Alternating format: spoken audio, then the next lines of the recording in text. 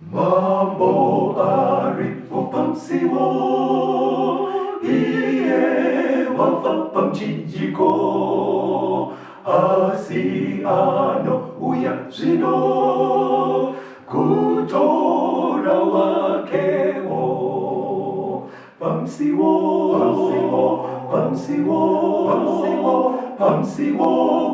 ulepo pamsiwo, Hallelujah, unde ari pamsiwo. Kwaziwai vateereri, tinomuchingamidzai kuchirongwa The Second Coming of Christ chamunopiwa naPastor Gift Roads vekuno the Zimbabwe Conference of the Seventh-day Adventist Church pamwe chete naPastor Betera Caston veku-East Zimbabwe Conference of the Seventh-day Adventist Church. Mustudio nhasi tina Sister Charlotte Chakabveyo vari kutiisira into sign language. Vabetera kwanisai vateereri. Tinokuchingamidzai vateereri. Tinoda kutenda regai tibva tapinda muhurukuro yedu yatinayo nhasi ine musoro wenyaya wokuti zvekudya zvamambo part 1. Zvekudya zvamambo part 1. Regai tiverenge Daniel chapter 1 verse ya 5. By the way, tiri kuenda mberi nekudzidza bhuku raDaniel. Daniel 1 verse 5. Mambo akarayira kuti vapiwe mumwe mugove wezvekudya zvamambo zuva rimwe nerimwe newaini yaainwa, uye kuti vachengetwe makore 3 kuti kana apera vagomira pamberi pamambo. Right. Panapa ndivana Daniel sekuona kwatakaita muchikamu nechimwe chikamu chakapfuura. Vana Daniel pakarwiswa Jerusalema yakurirwa namambo wekuBhabhironi Nebhukadhineza. Pane vanhu vakati kuti vakatorwa senhapwa vakaendwa navo. Okay. Pakati penhapwa idzi paive naDaniel neshamwari dzake 3. Saka vana Daniel semayuthi vakasarudzwa kuti vaende kucollege muBhabhironi. Okay. Istrategy yaishandiswa naNebhukadhineza. Nebhukadhineza aiti akarwisa nyika akanga avakunda, aisarudza mayuthi vanobva mudzimba dzeumambo ovatakura kuenda navo kuBhabhironi. Okay.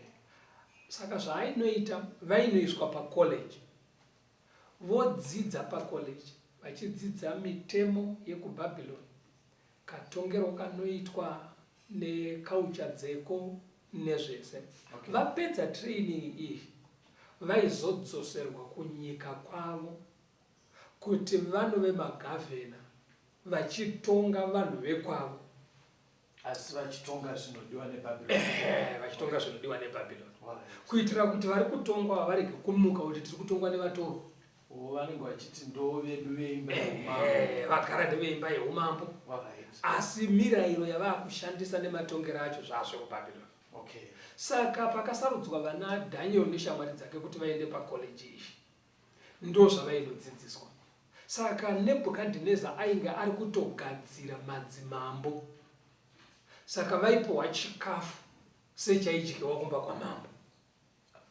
Aitorevesera pana paBhaibheri chiti vaitonzi vadye fanika zvaaidya. Aitorevesa because vanhu ava vaitozonotonga vakamumiririra iye, vaitozopota vachigara mamitingi naye, saka aitove madzimambo aanga achiguruma. Koko zvekudya zvinei nekuzonotonga kwavanonoita. Now unoona you agree with me kuti kudyiwa kunoita mumba mamambo hakufanane neungaita mumba menyu kana mumba medu mufundisi. Kachiro muchiverenga muBhaibheri vana Soromoni zvaitodyiwa mumba make zvai zvakatosiyana. Saka aitovatraina kadyiro kanoita namambo. Aitongovatora kuti imimi mafanana nesu taatimu imwe chete. Saka kadyiro kemudzimba dzenyu kakangofanana, saka chikafu chaive chakatofanana nechiri kudyiwa kumba kwamambo. Asi sezvo tiri muhondo, iye yatakakurukura kuti bhuku raDhanieri rinotaura pamusoro pehondo iripo. Now mukudzidza chikafu chinodyiwa nemunhu chinomushandura mafungiro, maonero ezvunhu, mararamiro aanenge achiita muupenyu. Kudya chaiko chaiko. Chikafu here kana kuti kunwa. zvekudya nekunwa zvine zvazvinoita pauno hwemunhu, pamaonero anoita upenyu nemararamiro anoita. Saka kuchinjira munhu zvekudya imwe nzira yekugadzira munhu iye amwe magadziriro, nekuti miviri yedu inobva mune zvatinodya. Pfungwa dzedu mafungira adzo zvinoenda nekuti dziri kudyei, dziri kufitwei. Saka ndo chimiro chakasvikopinda vana Dhanieri muBhabhironi. Saka dai kuri kutaura kwanhasi tine tichiti zvavo zvatoita kana hazvona kanene mamwe matauriro tinoti zvavanakira. wauya uri slave ungosvosvikira patafura yamambo. But chimira unzwe zvakaitika manje pavhesi ya8. Daniel chapter 1 Verse verse ya 8. That's right. Asi Daniel wakazvisunga mumwoyo make kuti haangazvisvibise nezvekudya zvamambo kana newaini yaainwa.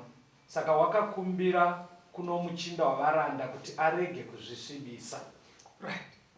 Daniel apuwa ruremekedzo rwakadaro. Yes. Daniel anoti ndiri nhapwa ndapuwa mukana pano wekufanana namambo pamadyiro. Asi Daniel anokumbira a special request.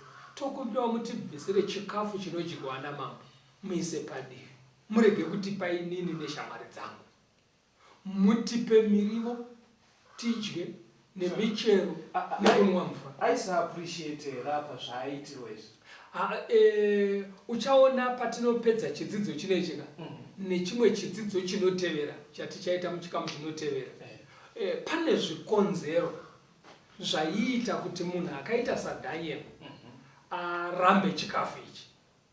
By the way, kana uchida kunzwisisa pamusoro paDaniel, rega tinzwe Ezekiel achititaurira pamusoro paDaniel. Teererai vateerere kuna Ezekiel chapter 14 verse ya 14 na 20. Ezekiel chapter 14 verse 14. Right. Kunyangwe vanhu ava vatatu, Noa naDaniel naJobho vakavamo, vangarwira mweya yavo yoga nokururama kwavo, ndizvo zvinotaura Ishe Jehovha. Verse 20. Kunyangwe Noa naDaniel naJobho vaivemo, neupenyu hwangu ndizvo zvinotaura Ishe Jehovha, havangarwire mwanakomana kana mwanasikana, vangarwira mweya yavo yoga nekururama kwavo. Right. Ezekiel ari kutaurira pamusoro paDaniel kuti Daniel anga ari mutsvene. Ndiye Ezekiel muprofita ari kupupura utsvene hwaiva naDaniel. Patanoti utsvene hwaiva naDaniel hwaikwikwidzana neutsvene hwaiwanikwa muna Noa yanzi mwe ndiJobho muna naJobho. Kureva kuti Daniel anga asingori mutsvene nje. But vanhu vari kukombewa navo vaive muBhaibheri tinongovadzidza vavarume vakuruka. Anga asiri mukomanera, anga ari muyuthi, asi utsvene hwanga hwatove maari. Kana dai kwakuri kunzi vanhu vari kugariswa neutsvene, Daniel ainogara naJobho naNoa. Ndo vaienderana neutsvene hwavo. Now Noa ndiye uya wekuti nyika yaora yasemesa Mwari. Noa akanzi Noa akarurama. pakanzi Noa ega ndoda kuponesa. Pakaparadzwa nyika naMwari paya nemurove. Right. Noa akapona. And Noa unoziva kuti utsvene hwaaive nahwo akaparidzira nyika yese, vanhu vakaramba kutendeuka, vakaramba kuteerera vhangeri rake. Asi mudzimai wake nevanakomana vake vatatu nevakadzi vavo varoora.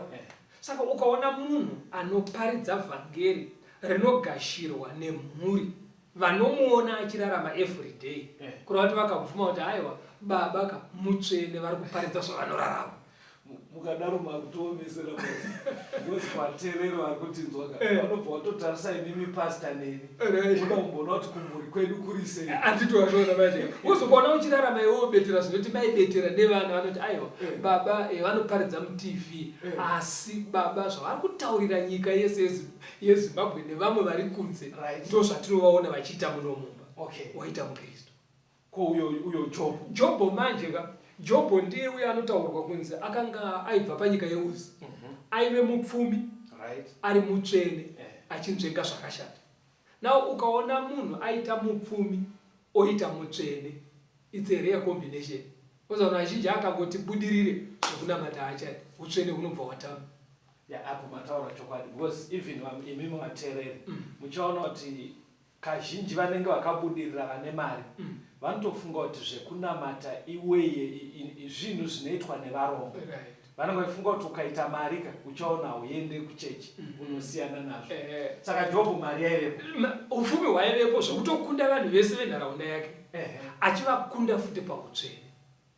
Saka iye manje ndiye ari kuinzaniswa naDhaniel pautsvene. Anditozvona. Ende Daniel ukamucherechedza unoda kuti patiri kutaura nenyaya, patiri kunzwa nenyaya dzake kaidzi, ari kudiaspora, haasi kuJerusarema. Saka ndopanda chikubvunza ipepe kuti haasi kuitwa here, haasi kuva extreme here. Kuti wona uri slave handiti, uri kutochengetwa, waitirwa favor, wabvunzwa kunzi kumusha kwenyu zviya mai vefamily ipi, yobva unonzi ndiye umambo. Unzwa right, chiuyai panapa, tikutrainei mozodzokera monotonga. Nawo munhu ari kukuitira zvese izvi, okupa futi special food, isi kutodya nedzimwe nhapwa dzese. Iwe wochiti hazviite. Hakusi kuva extreme. Amona kwaine zvikonzero but kamwe kaitiro kacho hakaseri kekuti unenge wakunyanyawo kuva extreme. Daniel utsvene hwake hauna kupera ndaaenda kudiaspora. Wakabona kuti kutovabarwa kuti akangoti nzve kubva pamba so utsvene hwatotama. Kwete kuenda kudiaspora, kwete kucrossa border. Vamwe vanotorasikira achingobva muchitungisa kupinda mumarondera so watotama kunge wasara kudemawo.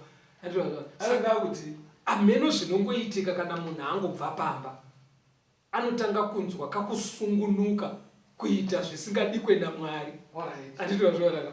But Daniel akaramba ari mutsvene, ari kudiaspora. Number 2, aporomotwa muBhabhironi namambo wokuBhabhironi, akaramba futi ari mutsvene. Kuzoti kuna vanhu vasingagone kumaneja promotion, akangosumudzirwa so utsvene hwatama nekunamata hapasisiri. Saka utsvene hwakadaro manje muna Daniel ihwohwo ndo hunobatsira mufundisi kuti unzwisise ari muJudha nhapwa. But ari nhapwa kudaro akaramba aine utsvene hwake hwakamubatsira kuti arambe zvekudya izvi. Chii chakanyanya kumita kuti arambe zvekudya izvi? Handitozvionaka. Hatimbobatai Luka 4 itirangaridze zvatakambokurukura mune chimwe chikamu chakapfuura vhesi ya6 kuenda pa8. Luke chapter 4 verse 6 to 8. Diabhorosi akati kwaari, ndichakupa simba iri rose nekubwinya kwazvo, nekuti ndakahupiwa ini kuti ndihupe wandinoda. Zvino iwe kana ukandinamata zvose zvichava zvako. Jesu akapindura akati kwaari, kwakanyorwa kuchinzi, namata Ishe Mwari wako umushumire iye oga. Now panapa ndi Kristu ari kusangana na Satani. Satani ari kuedza Jesu kuti amunamate. Because by the way hondo iripo ihondo yekuda kunamatwa. Mwari anofanira kunamatwa ndiye akasika. Satani anongone shungu dzekuda kunamatwa nezvaasina kusika. Ende Satani haane position yako kuchechi kana pakambani paunoshanda. Because apa aitotraya Jesu. Waiziya kuti uyu mwana komana waMwari chaiye aitomuedza kuti amunamate.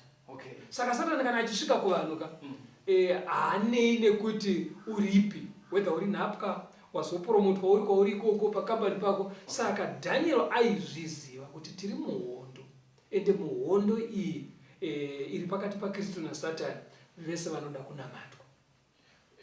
Ndikupanzwa mufundisi. Papa ndiri kuita mubvunzo ndepekuti hondo iyi yatotanga here, apa handiti vachiri kutongointroducwa vachiudzwa kunzi munodya izvi munorara. Ndopandiri kubvunza mufundisi, hondo iyi musi waunongoberekwa kuuya panyika panapa watojoina hondo. Ende kararamiro kaunoita utori nesaidi rauri kutorwa uri. Ndo zvaizikamo manje naDhaniel uchavarega uone patinoenda mberi nenyaya. VaRoma 6 pa16 inobva yaisa pachena iyo kuti kunamata Romans 6 verse 16. Right. Hamuzive here kuti uyo wamunozvipa kwaari kuti muve varanda vake kumuteerera, kuti muri varanda vaiye wamunoteerera, kana wezvivi zvinoisa kurufu, kana wokuteerera kunoisa kukururama. Saka apa pari kubuda pachena manje kuti waunoteerera ndiye wauri kunamata. Nekuti chinonzi kunamataka hakusi kudaidza zita rewauri kunamata chete. Aiwa, wasumuka pamabvi paunga uri kana paunga ugere uchidana zita rake, uchanorarama sei? Kararamiro ikako uri kuita here sezvaanoda ndokunamata. Pabataka James anotsindira futi nyaya iyoyo pa 2:17 to 20. James chapter 2 verse 17 to 20. Saizvozvo Nokutenda kana kusina mabasa kwakafa hako. Asi mumwe ungati, iwe unokutenda neni ndine mabasa. Ndiratidze kutenda kwako kusina mabasa. Neni ndigokuratidza mabasa angu kutenda namabasa angu kutenda kwangu. Iwe unotenda kuti Mwari ndiye mumwe chete, unoita zvakanaka. Mweya yakaipa inotendawo izvozvo ichidedera. Zvinewe munhu woupenzi, unoda kuziva here kuti kutenda kusina mabasa kwakafa? Hanzi kana muchienda kumachechi zviyezvo muri kuenda muchiti kunongwana Mwari mumwe chete akasika denga nenyika. You are correct. Hanzi Satani nengirozi dzake mufundisi vanozviziva kuti kuna Mwari mumwe chete. Hanzi kana vachitotaura nyaya vanenge vachitokufunda. Kana Satani nengirozi dzake vachidaidza zita rekuti Kristu hanzi vanoridaidza nekudedera. Iwe unotoridaidza wako wakatosendamba pachena. Kudedera uku kumutya nekuda kweukuru hwake. But dambudziko manje apedza kudedera kudaro kana asimuka anokondinya nemisikanzwa yake. Ndo panosiyanisa manje vanhu vanonabata Mwari. Because kana wasimuka kunorarama wakurarama sezvinodiwa naMwari. Ndo zvainzwisiswa naDaniel. In every corner of your life. Alright, ndozva tichaenderera mberi pachikamu chikuti saka muri kuti here pakudya kwaivanzi vadye panotori nenyaya yekunamata. Maybe rega timbonzwa kambo tikuya totangira pamubvunzo wako. Rambai makateerera vateereri timbonzwa kambo.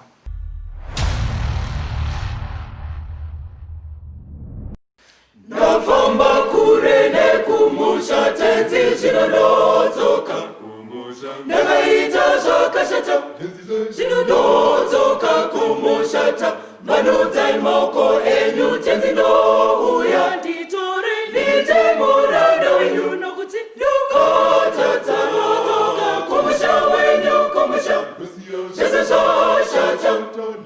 Mwana wenyu narinizve zvekusafamba ndoya tenzi zvekusafamba nditore ndite wenyu narini ndogara kumusha.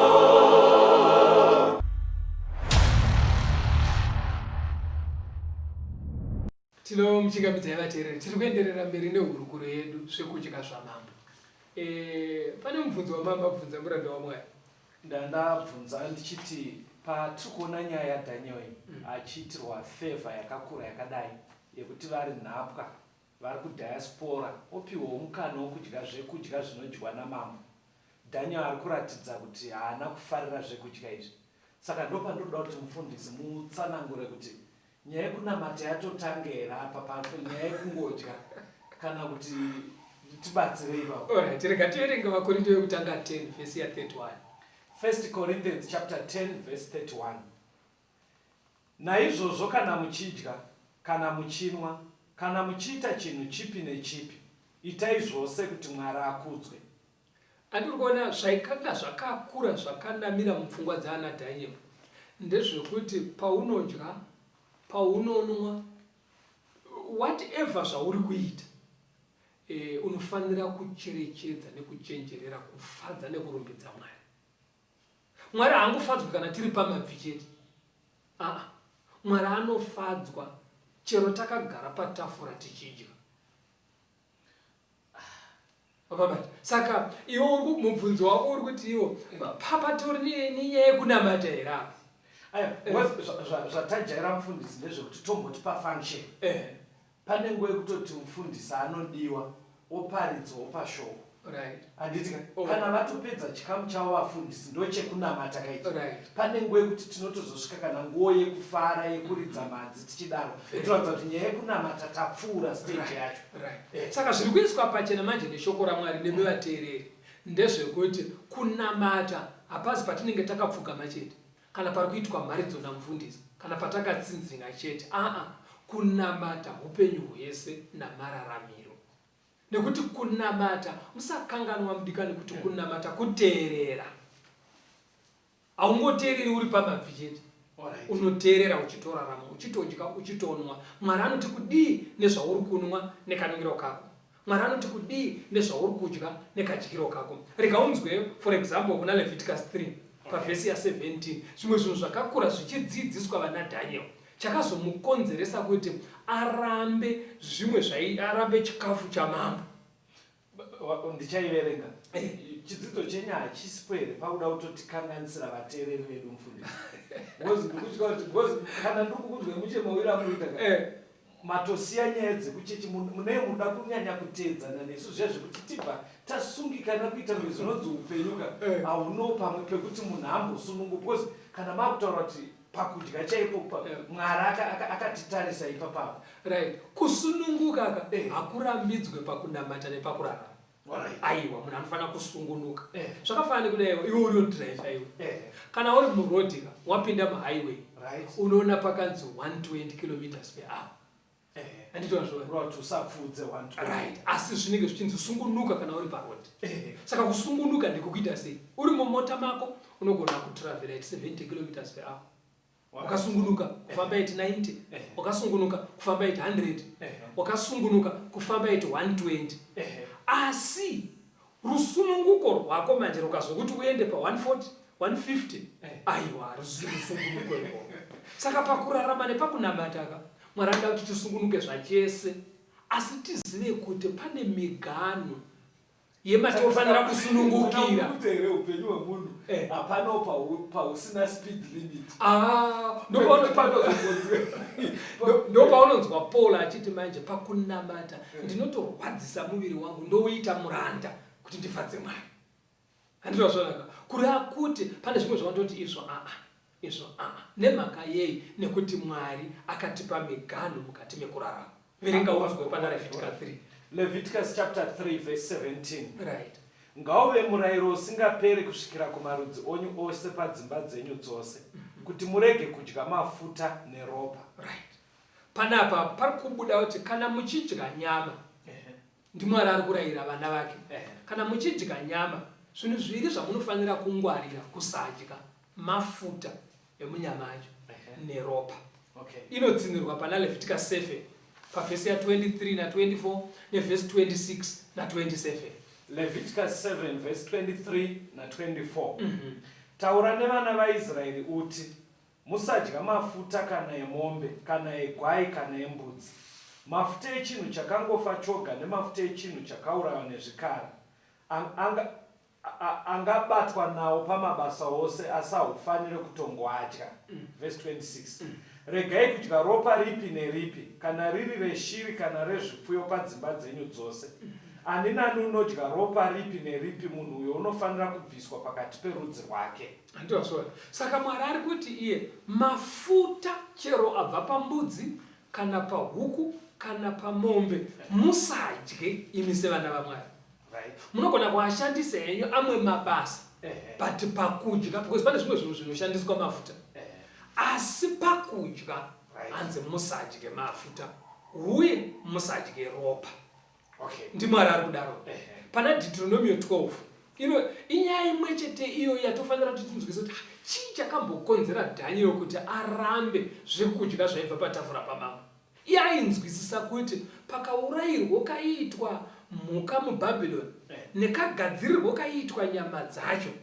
kaisasvika pakuti achenjerere kunzvenga zvinhu izvi Deuteronomy 12 verse 16 nevhesi 23 na 24 Deuteronomy 12 verse 16 asi hamufanire kudya ropa unofanira kuriteurira pasi semvura verse 23 asi chenjera kwazvo kuti urege kudya ropa nokuti ropa ndihwo upenyu usadya upenyu pamwe chete nenyama usaridya asi unofanira kuriteurira pasi semvura uri kuona panapa pari kunzi ropa ngarirasirwe pasi kureva kuti panourayiwa chinhu chirikuda kunodyiwa nyama ngachitenderwe kubuda ropa rakawanda riende pasi number 1 number 2 pobva panzi usadye ropa riri mukati menyama ndinobabataka inzwai pastor ndopandiri kuti ipapa pakajeka but pandoda kudzoka pana Daniel ndepekuti haasi kunyanyere kuva extreme izvo hazvisi kureve here uriwo kuzviurayira mombe yacho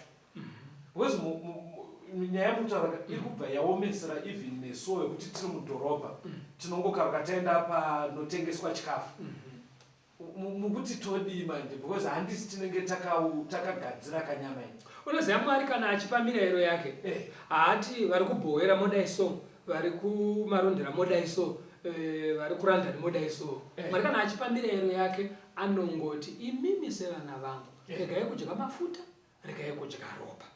Saka iwewo manje ndiwo wakuzoona kuti ndisadye ropa ndiri pano pandiri ndisadye mafuta ndoita sei. Saka Dhanieri manje akaona kuti ndibude ndichienda kunovhiwa mombe nevakomana mubhabhironi ndichinoti mana chinyatsochekai ropa ribude ndobva ikoko ndoenda kukicheni ndonoti bvisai mafuta esaya ini ndabva ndiri kudiwa futi kuklasi zvingandinetsa. Ndobva angoti kune mutungamiriri wavo Ashpenazi zvikanzi tokukumbira kuti musatipe chikafu chataaloketwa namambo. Handiri kuonaka hatisi kuti mese itai zvakaitwa naBhabhironi naDhanieri kuBhabhironi.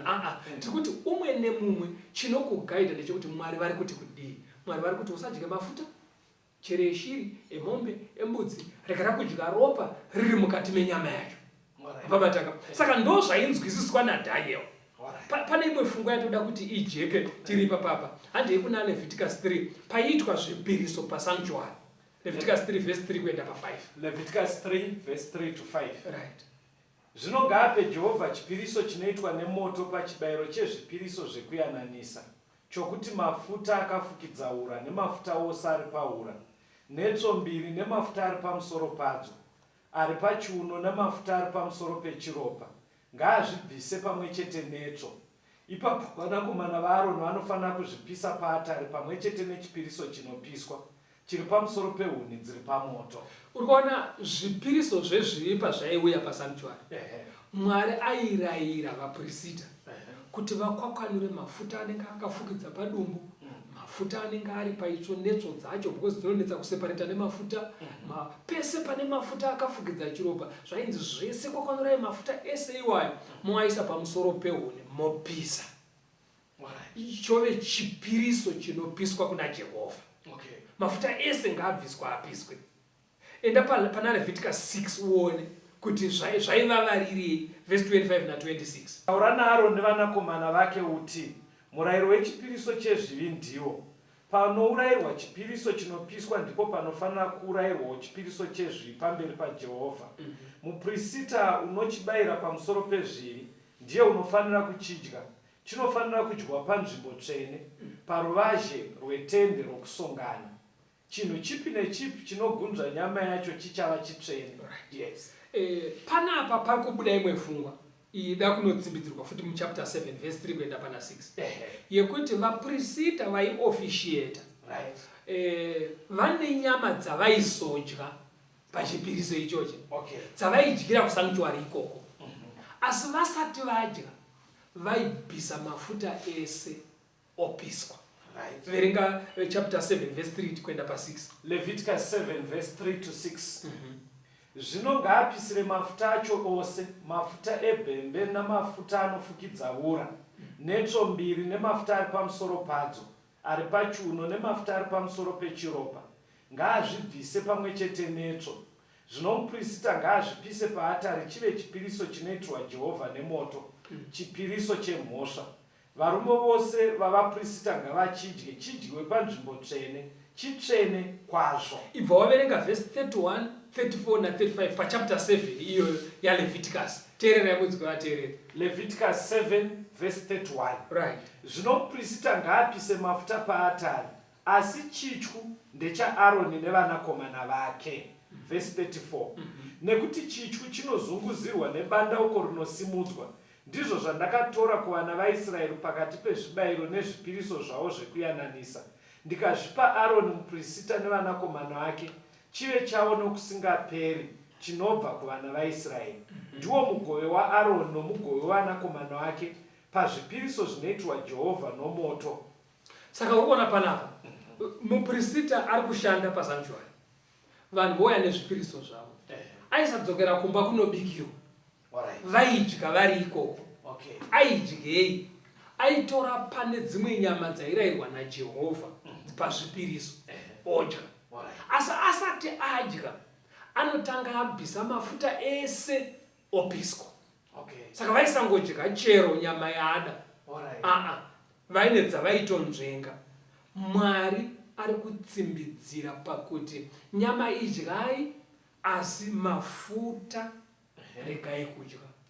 Neropa riri mukati menyama yacho musadye. Now ukaenda mirai nyaya iyo ingabva yaita hombe siterekere pastor ameno imimi wateereri zvandikuda kuedza kubvunza mufundisi muno mustudio ndezvekuti chingabva chaita chinhu chihombere pamberi paMwari kuti tadya nyama ine mafuta. Kuda kuti mufundisi vatibatsire iwoende semunhu asingaverengi bhaibheri iwo. Because ukatarisa bhaibheri chakaita kuti mukati menyika ine imite dambudziko iri matambudziko atiri kusangana nawo mupasi rese. Unoziva kuti zvakatangira pachimwe Eden. Adamu naEvha vanzi musadye muti uyu fruit. Havana kutombodya mafuta neropa. Vakadya fruit rakanga ranzi naMwari musadye. Ndoratipinzira bongozozo. Kufa kwese kutambudzika kwese kuri kuitika nezvese ukaona munhu akabata rushaya achiti ndine nhamo dzakatangira pafurutu. Saka Mwari kana ataura iwe nguva ndo dzinotiperera betera. Lotika aburitswa muSodoma akanosvika kugomo yaachimborume. Uzati mukadzi akasaririchi Mwari musacheuka kucheuka bedzi. Saka ndofunga mukadzi wanoti kuti kucheuka kune kungodaiwo bedzi ipapa abva atete shongwe yemunhu. Aiwa mapindura kuti ndikwanzwa ba ndikutya kuti zviite unge zvinonzi toda kuti vateereri vedu vasungikane zitereri. Aiwa tiri ndokutoti vasungunuke muna Mwari. Munhu anosungunuka nekuita zviri correct. Wakambona kuti kana waita zviri correct chero kumupurisa akakugonoka papa unofunga kuti ari kubvunza nzira. But kana uine nyaya yako handa indorova. Saka kusungunuka kunouya nekuita zviri correct. Imboenda pana Samuel wokutanga 14. 1 Samuel chapter 14 verse 31 kusvika pa 34. Uone kuti nyaya yacho yakakomba sei. 1 Samuel 14 verse 31 to 34. Right. Nomusi uyo vakauraya vaFiristia kubva paMikimashi kusvikira paAjaroni. Vanhu vakaziya kwazvo. Vanhu vakamhanyira zvakapambwa vakatora makwai nemombe nemhuru vakazviurayira pasi. Vanhu vakazvidya pamwe chete neropa razvo. Zvino vakaudza Sauro vakati, tarirai vanhu vanotadzira Jehovha nekuti vanodya pamwe chete neropa. Akati, makaita nekusatendeka, ndikungurusirei pano ibwe guru nhasi. Zvino Sauro akati, pararirai pakati pevanhu, muti kwavari, mumwe nemumwe ngauye kwandiri nenzombe yake, mumwe nemumwe negwai, azviurayire pano adye. Murege kutadzira Jehovha muchidya pamwe chete neropa. Zvino vanhu vose vakauya usiku humwe uho mumwe nemumwe nenzombe yake vakazviurayira. Uri kuona zvakaitika apa. So vachienda kuhondo nevaFiristia akapa instruction yekuti nhasi tiri kunorwa takatsanya munhu wese. Vanhu vachienda kuhondo akasina kumbobvunza Mwari. Ukati vanhu vari kuenda kuhondo vobva vatitsanyai. Ani mazuva zvoti dai akabvunza Mwari vangadai vakaenda vachidya. But zuva ravira manje vanhu vaswera vachirwa vadzingirira nevaFiristia vanhu vaane nzara. Saka zvavakaita manje ndezvekuti umwe neumwe vakangoti zvakapambuka zviya vachibata vauraya apa vauraya apa. But havana kuzotera process dzese dziya dzekuseparata mafuta nedzekusuka nyama yacho kuti ropa riri mukati menyama ribve. Ndobva vangogocha ipapo ndobva vadya. So ndobva udzwa svikanzi vanhu vatadzira Mwari vadya nyama iine ropa. Ndobva Sauro ati uyai kuno mese munhu wese ngaachiuraya mombe yake ndiripo. Achisupervise. Tione kuti yachekwa zviri correct here, yanyatsobuda ropa here, moisuka ndakatarisa mochidya. Saka Daniel manje akaona kuti kuti ndingopota ndichiteererana nevanhu ava kuona kuti zvaurayiwa zviri correct here, zvazosukwa zviri correct here, zvingatinetsa. Ndobva angoti tipei miriwo. Mavhese enyu ndiri kuanzwa mufundisi. Yes. But nyaya idzi dzichiri kuaplaya kwatire. Hadzisi dzimwe dzenyaya here dzakasiyiwa patakafirwa pamuchinjiko, because zveshuwa mavhese enyu ari kunyatsoratidza kuti Mwari ari kuona unge kuvaIsraeri aiona unge chinhu ichi chakakura kuti musadye neropa. Because pandiri kutyaka ndepekuti nyaya yemutaura yaDhaniel kana imimi wateereri inodotoomesera isusu. Kuti muchaona dzimwe nguva tiri parwendo tichifamba bhazi rikamira rinogona kumira parestaurant totoburuka tese tichinotenga. Saka muri kuteere pakadaro ipapapo tinoita kufanira kuita sei kubvunza kuti nyama yenyu yakaurayiwa sei, hamusi kuona here kuti zvine kakuomesei.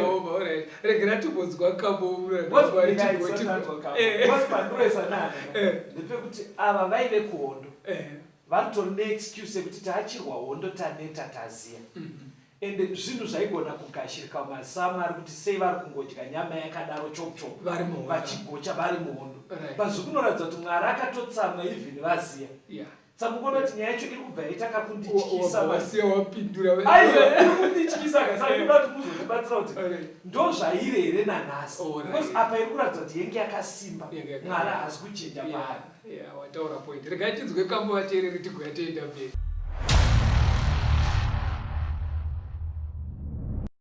Kune nyika iyo iri mbiri kwerwizi, nyika iyi yakanaka zvikuru, ndiwo musha wedu, tichazoimbira tomkudza nguva dzose, nengiro dzichiridza marimba, ndinoshuwa kuendako.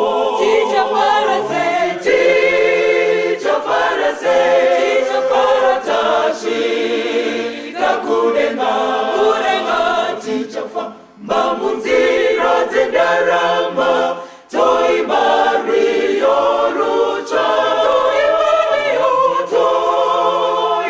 rwiyo rwaJesu naMozisi, tichiti hosana mbiri kuna Jesu, haleluya ngarumbidzwe. Tichazoorora kana tave kudenga, tichatura mitoro inorema, Jesu otigashira, tosanganiswa nehama dzakatisiya, pamberi paJesu tomurumidza, pamwe nekuimbira,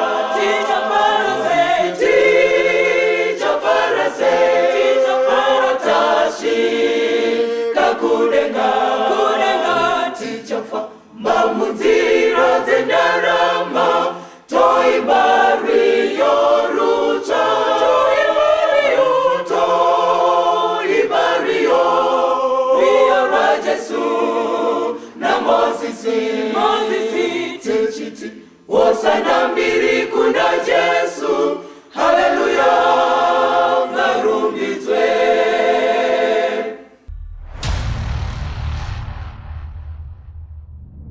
Tino muchingamidza yevateereri tiri kuenderera mberi nehurukuro yedu zvekudya zvamambo. Handei pamberi murenda waMwari. Mubvunzo wenyu hatina kukangamwa wekuti kuvatendi vanhasi nyaya idzi dzakamira sei. Asi tikatimbozokera kumashure zvishoma, tinoitorera kumashure tichiuya kumubvunzo wenyu. Pana Genesis 9 pavhesi ya4. Genesis chapter 9 verse ya 4. Right. Asi nyama kana ine upenyu hwayo, iro ropa rayo musaidye iyo. Right. Mushure memurove Mwari paakabvumira vanhu kuti vachibva mudhayeti yevegetarian vachitanga kudya nyama, pane muko waakatema anoti iye kana maakudya nyama musaidye iine ropa mukati.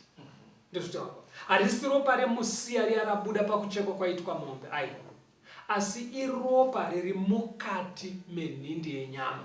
Riri kunzi naMwari musadye nyama iine ropa mukati mayo. Ndocho chekutanga. Handei pana Leviticus 17 vhesi ya 14 na 15.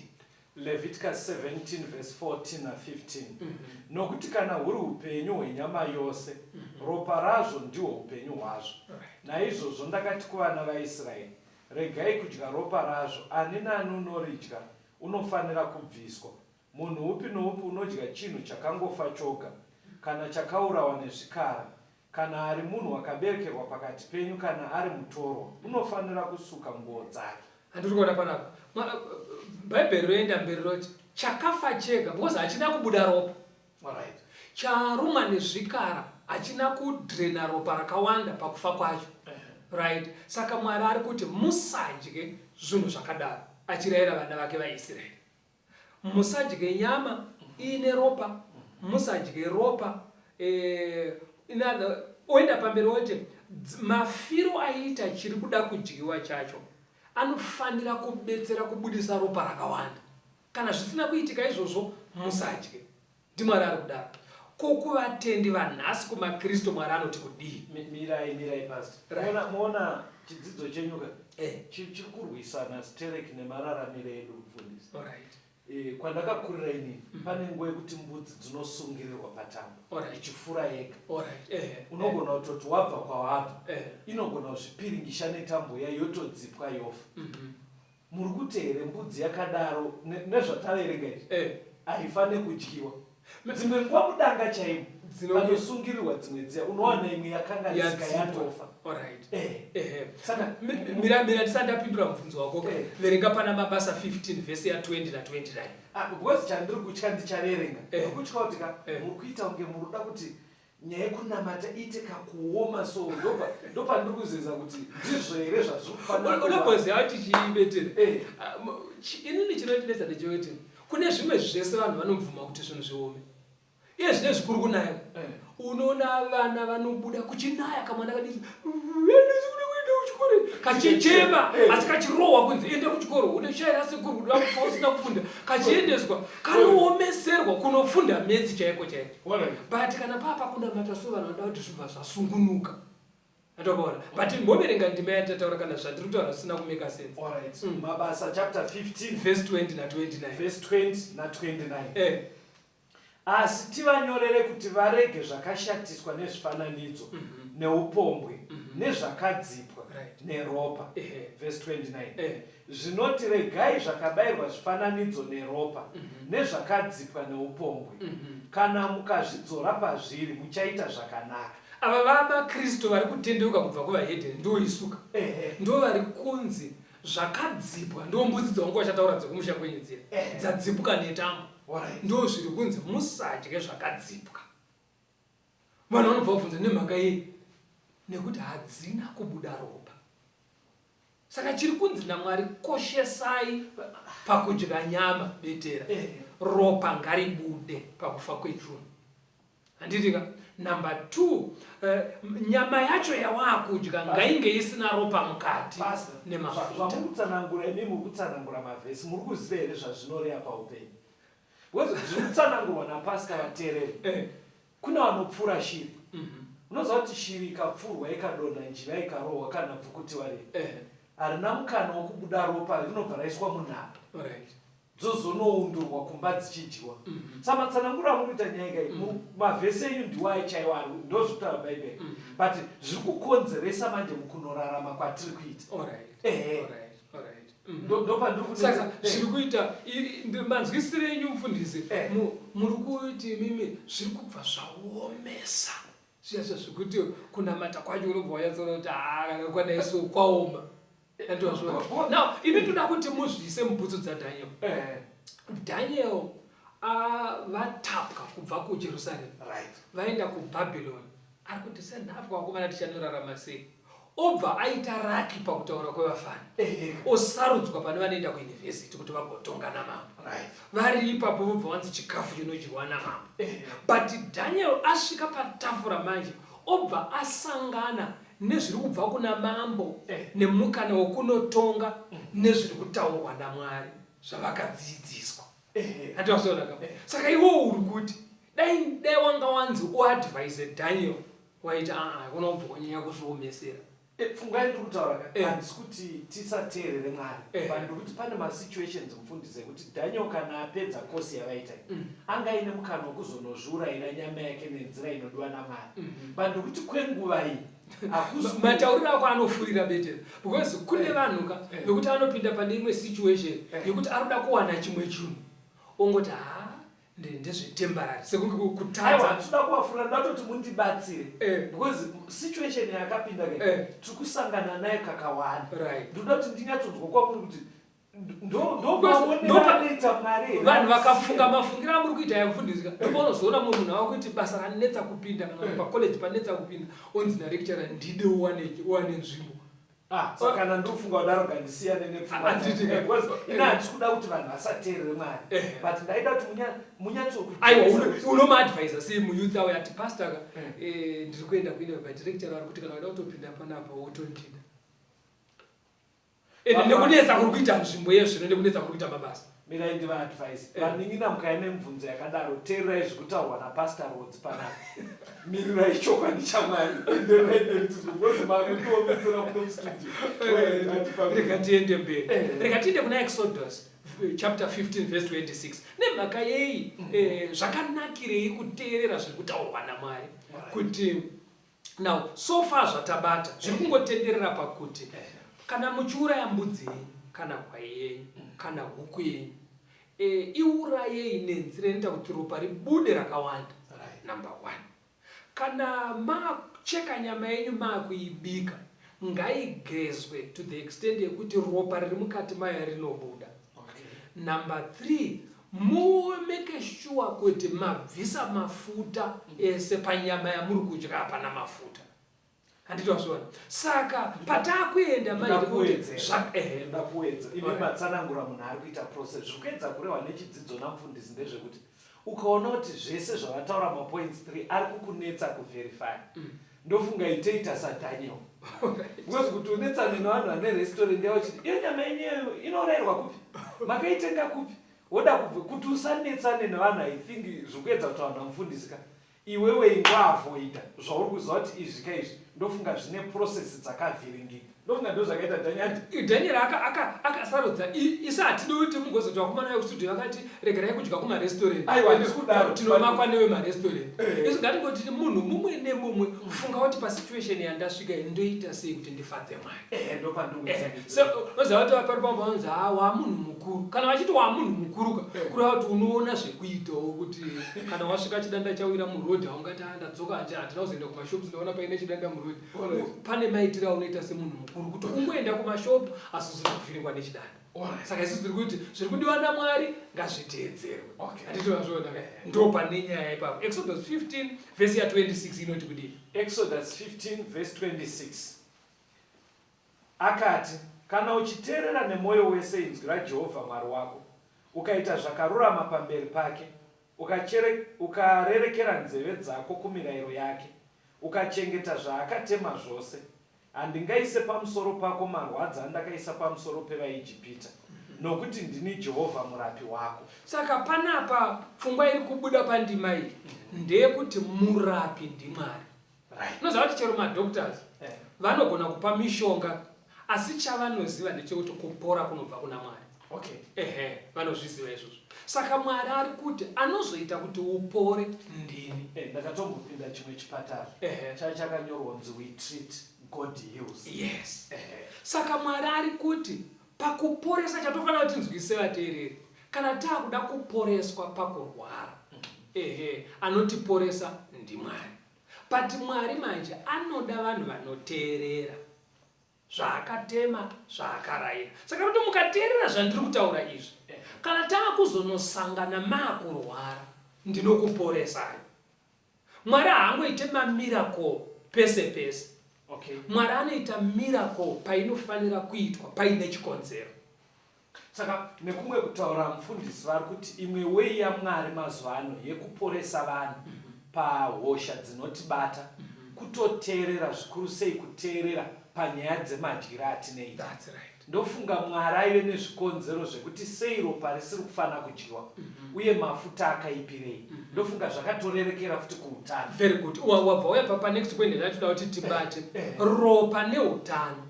Iwo kamboona here kuti kana munhu akarwara vana chiremba vanotora ropa ronoongororwa. Chii chavanenge vachitsvaga muropa?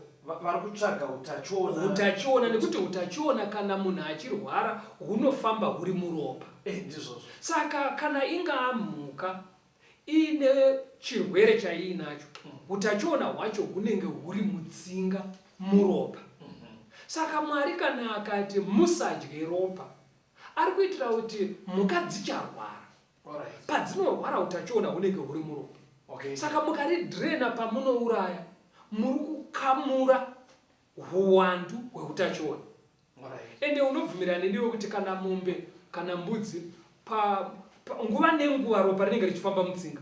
Pamunocheka musoro uchidimbuka, moyo womira kupomba ropa, robva ramira kufamba. Ranga riri pano pagumba apa, rinomira riri ipapo. Movhiya ramirira mutsinga dzeipapo. Handitika? Saka pamunodimbura nyama yenyu maakunobika, ropa ranga ramirira panhindi yenyama yawacheka harichafambi, rinoramba ririmo mutsinga dzepamunyepfu wawacheka. Handiti wazviona? Saka vana vaMwari vanga vakadzidziswa manjogodziko, kana waicheka nekuti mune tsinga mamirira ropa, unoigeza wowacha kuti riya ragwambira umu ribve muri rasi. Ndosaka ari kuti musadye neropa riri mukati menyama, because paramirira apa chidzidzo ichi mukutera chinotobatsira futi panyaya dzeutano, chinotobatsira utano. Nekuti mazuva anoka kune humwe utachiona hwakafanana nehwe-TB hunowanikwa mumhuka, makenza ari kuwanikwa mumhuka, mapundu, vana anthrax, vana medical, zvirwere zvatowanda, zvese zvatowanda zviri mutsinga dzemombe, dzembudzi, dzehuku. Handiti wazviona? Saka mukadrena ropa pakuuraya nekusuka nyama yenyu tharani, kubvisa ropa riri mukati menhindi yenyama, izvozvo zvinoita kuti mukamure huwandu hweutachiona. Saka Mwari manje ofara pakuti uyu kurwara kwake kuchaita kushoma. But manje muri kuzviopoza manje pastor. Because mimi pamunotidzidzisa kumachechi, amutaure nyaya idzi, munongoya bedzi muchiti be healed. Right. Kuti be healed. Pavhesi ramandiverengesa rikuratidza kuti Mwari ndiye anotirapa. Very good. Akada anoporesa, but ari kuratidza kuti anoda kuti tichengetedze mitemo yeutano. Kana uchiti be healed, hausi kuti ingozviita wega, uri kuti Mwari ngaakuporese. But Mwari manje aiwa ndikutoti pamunotiticha kumachechi hamumbotaure nyaya yeurwere yakasendama nechikafu. Ipapo sori hako mudingira, but ngatishandisei mukana watobuda mustudio uyu. Urege kuti tinotaurwa last week. Pawatozvinzwa ipapapa Mwari anoti ndinokuporesai kana muchiteedzera izvi. Wezi zvandaifunga maifanira kuti tiri kumachechi pastor, wonamatira vari kurwara, hazvina chakaita. Asi mapedza kudaro mochiudza vanhu kuti muri kumboona here kuti hosha dzimwe dzatiri kurwara nadzo dziri kubva pakusateerera Mwari, honai madyiro atiri kuita, honai kudai. Hamusi kuzodaro. Right. Saka ipapo tine urombo vateereri, asi ngatishandisei mukana yatinenge tawana. Mwari kana achiti ndini murapi wako, haangoti iye chero muri amamai mune mwana momugeza odzokera kumataka kwake, momugeza achingoti mama vanondigeza azvibude. Aiwa, unofanira kuti kana mogeza chitamba kwaona kwaakudoka chiisiyai zvinhu zvoizvise chiuya mugeze ogezwa uchinogarawo pakachena. Saka Mwari ari kuti nzvengai zvinosvibisa nekurwarisa muviri yenyu, chimwe chacho iropa mukati menyama. Chimwe chacho mafuta. Ukatarisa mafuta anokonzera zvirwere zvakasiyana siyana, zvirwere zvemwoyo, ma-BP zvinobva, some types of stroke dzinobva pamafuta chaiwo. Handiti wazviona kuomarara kwetsinga, kurwara mumavhi. Mazuva ano vane chirungu chavanoshandisa, zvirwere zvamutaura izvi zvinotonzi ma-non-communicable disease. Zvirwere hauzvitore kune umwe munhu, hazvisi zvekutapurirana, zvirwere zvaunogadzira wega mukicheni. Izvo zvese zvamutaura zvekuti arthritis, gout, BP nezvakadaro, zvirwere zvekutoti ana chiremba iko zvino vanoona zvine manyuko. Saka manje chinonakidza pazvinhu zvaMwari aisataura zvekuti gout, arthritis, aiwa Mwari aingoti regai kudya mafuta.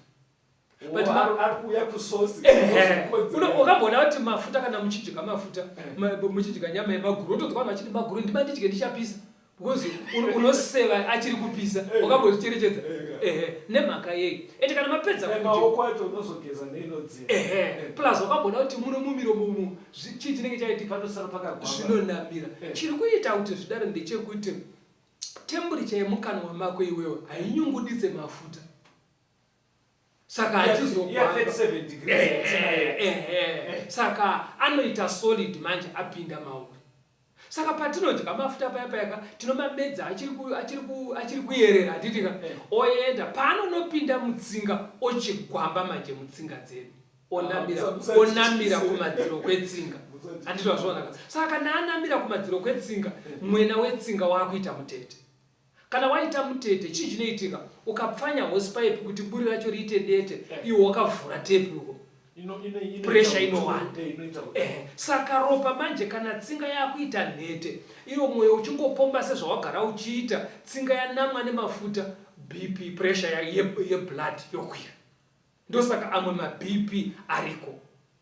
Saka mafuta anozonokonzera zviro, but Mwari akangoti regai kudya mafuta neropa. Anga atopedza. Anditozvaona kama. Enda kuna Deuteronomy 28. Unzwe Mwari kune vanenge vasina kuzoteerera, because muparidzi anoti iye vakakomborerwa vanodyira kuwana simba kwete kudyira kunakirwa. Vanhu vazhinji vanongoti parurimi zvanaka here, but unofanira kuti ndinowanei mazviri, zvinondibhenefitei. Deuteronomy 28. Deuteronomy 28 verse 22, verse 27, verse 35 verse 60 to 61. Right. Jehovha uchakurova nerukosoro, nefivhiri, nekupisa kwomuviri, nekuvaviswa kwazvo, uye nekushayiwa mvura, nenyunje, nekuvhuvha. Zvichakutevera kusvika waparadzwa. Verse 27. Jehovha uchakurova nemamoto eIgipita, nemaronda, nemhezi, nekufunuka. Zvicharamba kupora. Verse 35. Jehovha uchakurova pamabvi ako, nepamakumbo ako, namamota anorwadza, acharamba kupora. Kubva parutsoka kusvikira pamusoro wako. Verse 60. Uchauyisazve pamusoro pako hosha dzose dzeIjipita dzawakanga uchitya kuti dzichakunamatira, nematenda ose nematambudziko ose asina kunyorwa mubhuku yemurayiro uyu, ndizvo zvichauyiswa naJehovha pamusoro pako kusvikira waparadzwa. Saka Mwari ari kuti kana musina kuteerera nyaya iyi yekuti bvisai ropa mubvise mafuta, mucharwara nezvinhu izvi: mamota, mhezi, maronda, kufunuka muviri, mukurwadziwa nemabvi nemapundo angachita hanzi nedzimwe hosha dzisina kutombonyorwa mubhuku mubhaibheri, mucharwara nadzo idzodzo. Saka chakakosha vandikani kuteerera zvinhu zvakarayirwa naMwari. Zvinotori nemabhenefits panyaya dzeutano kwatiri. Vateereri, toda kutendai nenguva yamanga muchiteerera leseni. Dai tikagona kuita saDaniel, kuti patinoona nemanzwisiro ataita chidzidzo tasvika pakamanikana panyaya yekudya, Daniel akazvisunga mumwoyo, akaona kuti kudya kunoita kuti asvibe pamberi paMwari wani. Asi chidzidzo chedu chapedzisira chaakuburitsa pachena kuti nyaya yekudya yakatsambirana neutano. Mwari aida kuti tisave vanhu vanogara vachirwara nehosha idzi dziri kuratidza dzine manyuko pakudyiwa kweropa nemafuta. Toda kutenda Mwari atibatsire, atipe simba rekurarama sezvaanoda. Mufundisi, ndokumbira kuti mupe vateereri vedu foni. Tinotenda vandika chokwadi panogona kuita mibvunzo kana pamwe panoda kubatsirwa kwamugere ikoko, kana paine hama shamwari dzenyu maneighbors vanopinda sangano rema7th Day Adventist, endai kwavari, vanoziva kuti vanokutungamirai kupi kwamunondobatsirwa.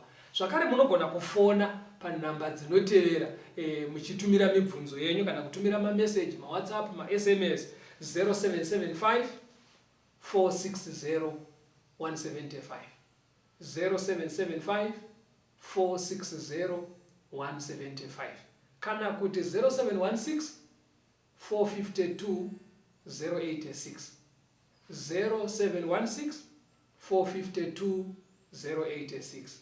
Mwari ave nemi, tikosangana muchikamu chinotevera.